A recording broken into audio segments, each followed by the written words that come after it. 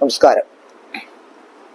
ഇപ്പോൾ ഇന്ന് നിങ്ങളുടെ മുമ്പ് ഞാൻ പരിചയപ്പെടുത്തുന്ന ഒരു യോഗവിദ്യ വളരെ പ്രധാനപ്പെട്ടതാണ്. പക്ഷെ വളരെ എല്ലാവർക്കും ചെയ്യാൻ പറ്റാത്ത ഒരു യോഗവിദ്യ. അതിൻ്റെ പേര് മൗനയോഗം. അതായത് മൗനയോഗം എന്ന് പറയുന്നത് നമ്മൾ വർത്തമാനം പറയാതെ സംസാരിക്കാതെ അടക്കിയിരിക്കുന്നത് കൊണ്ട് മാത്രം മൗനയോഗമാകില്ല. മൗനയോഗം എന്നത് വാക്ക്, പ്രവൃത്തി, മനസ്സ്.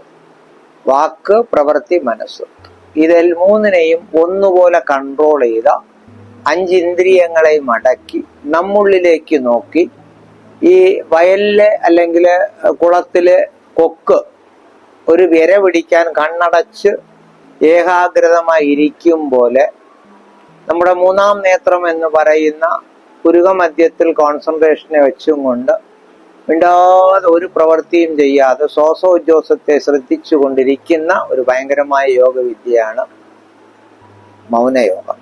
അതായത് പതഞ്ജലി പറയുന്നുണ്ടോ, മൗനം എന്നത് വാക്കുകളെ മാത്രം അടക്കിയിരിക്കുന്നതല്ല, അത് മനസ്സിനെയും പ്രവൃത്തിയെയും മൗനമായി ശാന്തമായി വച്ചിരിക്കുന്നത് എന്നാണ്. അങ്ങനെ നിങ്ങൾ ഇരിക്കുമ്പോൾ മനസ്സ് ശാന്തമായി നമുക്ക് കോൺസെൻട്രേഷൻ കൂടി നമ്മുടെ തന്നെ ആത്മാവിൻ്റെ വളർച്ചയിലേക്ക്, നമ്മുടെ ജീവനെ ആത്മാവിലേക്ക് കൊണ്ടുപോകാനുള്ള ഒരു വളർച്ചയിലേക്ക് തയ്യാറാകും. അതിന്റെ സെക്കൻഡ് പാർട്ട് എന്ന് പറയുന്നത് അന്തർ മൗനയോഗം എന്ന് പറയും. ഇതിന്റെ ഉള്ളിലേക്ക് നമ്മൾ പോകുന്നത്, അതായത് ഉൾമനം എന്ന് പറയുന്ന നമ്മുടെ കോൺഷ്യസ് മൈൻഡിനകത്തേക്ക്, അൺകോൺഷ്യസ് മൈൻഡ്സിലേക്ക് നമ്മൾ പോയി അതിനെ തന്ത്രധ്യാനം എന്നാണ് പറയുന്നത്. അതിലേക്ക് നമ്മൾ പോയിട്ട് അതിൻ്റെ ഉള്ളിലിരുന്നും കൊണ്ട് നമ്മുടെ ചിന്തകളെ കണക്ട് ചെയ്തും കൊണ്ട് ഞാൻ തന്നെ ദൈവമാണെന്ന ചിന്തയിൽ നമ്മുടെ പ്രവർത്തനങ്ങൾ, ചിന്തകളെ കണക്ട് ചെയ്ത് നമ്മുടെ പ്രവർത്തനങ്ങളെല്ലാം ഉള്ളിലേക്ക് നോക്കി നമ്മൾ പ്രവർത്തിപ്പിക്കുന്ന ഒന്ന്. ഇത് നിങ്ങൾ കറക്റ്റായിട്ട് അഭ്യസിച്ചാൽ, മൗനയോഗം ഒരാൾ കറക്റ്റായിട്ട് അഭ്യസിക്കാൻ കഴിഞ്ഞാൽ ഈ പ്രപഞ്ചം എന്ന് പറയുന്ന 5 ഇന്ദ്രിയങ്ങളെയും പ്രവർത്തിപ്പിച്ചു കൊണ്ടിരിക്കുന്ന പഞ്ചഭൂതങ്ങളെ വശത്താക്കി എല്ലാ കാര്യങ്ങളെയും നേടിയെടുക്കാൻ പറ്റും. അതുകൊണ്ടാണ് എല്ലാ ഋഷിവര്യന്മാരും സിദ്ധന്മാരും ഒക്കെ നോക്കിയാൽ മൗനതപം എന്നതിനെ പറഞ്ഞിട്ടുള്ള മൗനതപം ചെയ്തുകൊണ്ട് കാടുകളിൽ ചെന്ന് നിശ്ചലമായിരുന്നത്. അതിന് അവർക്ക് അതീന്ദ്രിയമായ ജ്ഞാനങ്ങൾ ഉണ്ടായിട്ടുണ്ട്. അതീന്ദ്രിയമായ ജ്ഞാനം ഉണ്ടാകണമെങ്കിൽ ഈ ഒരു യോഗവും ഇനിയൊരു വേറൊരു യോഗവിദ്യയുണ്ട്, അതും കൂടെ കരസ്ഥമാക്കാൻ നിങ്ങൾക്ക് സാധിച്ചാൽ നല്ലതാണ്. അതായത് അണുക്രിയായോഗം എന്നാണ് അതിന്റെ പേര്. അപ്പൊ അതിനടുത്തൊരു ക്ലാസ്സിലേക്ക് നമുക്കത് കാണാം. എന്തായാലും മൗനയോഗം എന്നത് നിങ്ങൾ ആരും പറയുന്നവരെ എല്ലാവരും പറയും മൗനവ്രതം ഇരിക്കുക. ഓക്കെ, സാധാരണ വ്രതം പറഞ്ഞാൽ അങ്ങനെയാണ്. മൗനവ്രതം ഇരിക്കുക എന്ന് കേട്ടാൽ മിണ്ടാതെ വായടച്ചിരിക്കുക എന്ന് പറയും. അപ്പോഴും ആംഗ്യം കാണിച്ചുകൊണ്ടിരിക്കും. ഞാൻ പലരെയും കണ്ടിട്ടുണ്ട്. ഇന്ന് ഞാൻ മൗനവ്രതത്തിലാണ്, പക്ഷെ കയ്യും കാലും പ്രവർത്തിക്കും, ഞാൻ സംസാരിക്കില്ല, എനിക്ക് വേറെ വർത്താനം പറയില്ല, ഭക്ഷണം വേണം, ഇങ്ങനെയൊക്കെ പറഞ്ഞുകൊണ്ടിരിക്കും. അതൊന്നും അല്ല മൗനം. മൗനം എന്നാൽ ഇന്ദ്രിയങ്ങളെ അടക്കി കണ്ണടച്ച് ഏകമായി ചിന്തിച്ചിരിക്കുന്ന ഒരൊറ്റ വ്രതമാണ് മൗന യോഗം അല്ലെങ്കിൽ മൗനവ്രതം എന്നും അതിനെ പറയും. അങ്ങനെ ഇരിക്കണമെങ്കിൽ ഏറ്റവും വലിയ പാട്. അതുകൊണ്ടാണ് സിദ്ധന്മാര് തിരുമൂലർ തന്നെ പറഞ്ഞിട്ടുണ്ട്, അടക്ക് അടക്ക് என்பார் അടക്കിനവർ ആരുമില്ല. എല്ലാത്തെയും അടക്ക്, മൗനമായിട്ടിരിക്കുന്ന പറയാൻ ആള് കാണും, പ്രവർത്തിക്കാൻ വളരെ ബുദ്ധിമുട്ടുള്ള ഒന്നാണ്. അടങ്ങിനാൽ എതുവുമില്ല.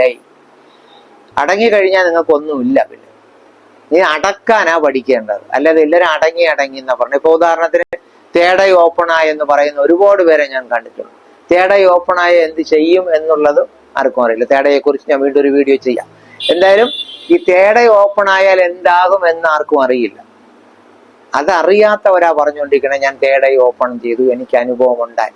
അതുപോലെ പറയാറുണ്ട് പലരും, ചക്ര ആക്ടിവേറ്റ് ആയി. ഇല്ല, ആക്ടിവേറ്റ് ആയാൽ ഈ പറയുന്ന എല്ലാ യോഗവിദ്യകളും അതിലേക്ക് പോകും. അതുകൊണ്ട് യോഗവിദ്യകളെ അതാമണ്ണം ഒരു നല്ലൊരു ഗുരുവിന്റെ കയ്യിൽ എപ്പോഴും അറിഞ്ഞിരിക്കേണ്ടതാ. ഞാൻ വീണ്ടും വീണ്ടും എടുത്തു പറയും, നല്ലൊരു ഗുരു. കാരണം മെയ് ഗുരുക്കൾ കലിയുഗത്തിൽ കുറവ് അപ്പ, പൊയ് ഗുരുക്കൾ അധികമാമേ. വ്യാജന്മാരായ ഗുരുക്കൻ മാത്രമായിരിക്കും ഭൂമിയിൽ കൂടുതലായി ഉണ്ടായിരിക്കുന്ന.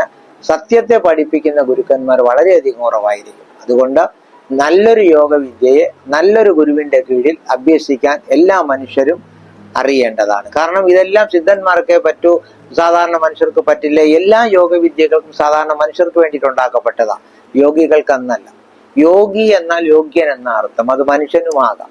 അപ്പൊ അങ്ങനെ ഇതിന് തയ്യാറാകുന്ന യോഗികളെയാ യോഗ്യന്മാർ, യോഗികൾ എന്നൊക്കെ പറയുന്നു. അപ്പൊ നമ്മള് മൗനയോഗം അഭ്യസിക്കണം. വളരെ നിത്യമായിട്ട് ഓരോ മാസത്തിൽ ഒരു ദിവസമെങ്കിലും ഒരു മനുഷ്യൻ മൗനയോഗം ചെയ്യാൻ തയ്യാറാകണം. അങ്ങനെ ആയാൽ നിങ്ങളുടെ മനസ്സും ശരീരവും എല്ലാം ശുദ്ധമായി നിങ്ങൾ വിചാരിക്കുന്ന കാര്യങ്ങളെ നിങ്ങൾക്ക് നടത്തുവാൻ സാധിക്കും എന്ന് പറഞ്ഞുകൊണ്ടാണ് ഈ എന്നെ സപ്പോർട്ട് ചെയ്യുന്ന എല്ലാവർക്കും ഒരിക്കൽ കൂടി നന്ദിയും കടപ്പാടും അറിയിച്ചുകൊണ്ട്, അതുപോലെ തന്നെ ഈ വീഡിയോയെ കുറിച്ച് നിങ്ങൾക്ക് എന്തെങ്കിലുമൊക്കെ സംശയങ്ങളോ എൻ്റെ വീഡിയോകളിലുള്ള എന്തെങ്കിലുമൊക്കെ വിഷയങ്ങളെ പഠിക്കണമെന്നോ താല്പര്യമുള്ളവരും താഴെ കാണുന്ന കമന്റ് ബോക്സിൽ കാണുന്ന കമന്റിലേക്ക് നമ്പറിലേക്ക് കോണ്ടാക്ട് ചെയ്യാം.